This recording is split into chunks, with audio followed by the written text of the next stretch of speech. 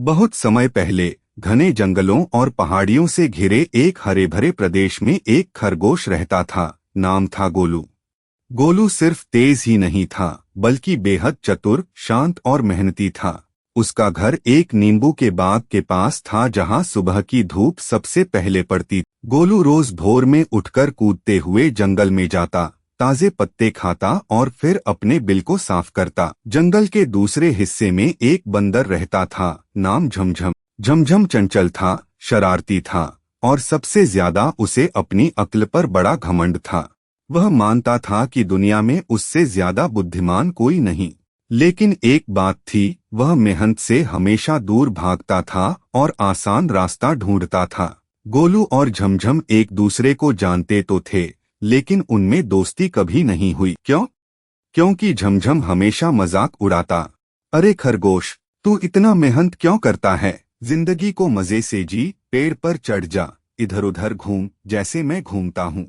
गोलू मुस्करा देता, हर किसी का जीने का तरीका अलग होता है झमझम। पहला मोड़, तूफान की रात। एक शाम जंगल में तेज हवाएं चलने लगीं, पत्ते उड़ने लगे, पेड़ों की डालियां हिलने लगीं। जंगल के जानवरों ने समझ लिया कि एक बड़ा तूफान आने वाला है।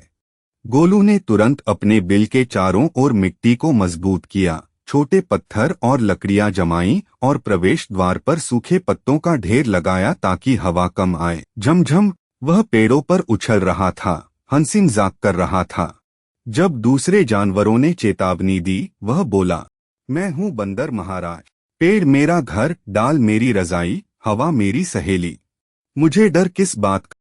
लेकिन रात गहराते ही तूफान डरावना बन गया। बिजली चमकती, बादल गरजते, हवाएं पेड़ों को उखाड़ने लगी। गोलू अपने बिल में सुरक्षित सो रहा था, पर झमझम एक पेड़ से दूसरे पेड़ पर कूदता रहा, बारिश से भीग गया, एक टूटी हुई डाल पर बैठा कांपता रहा। जब तूफान थमा तो वह बिल्कुल थका हुआ, भूखा और डरा हुआ था। दूसरा मोड़, दोस्ती की शुरुआत। अगली सुबह गोलू अपने बिल से बाहर आया तो उसने देखा झमझम एक झाड़ी के पीछे ठंड से कांप रहा था।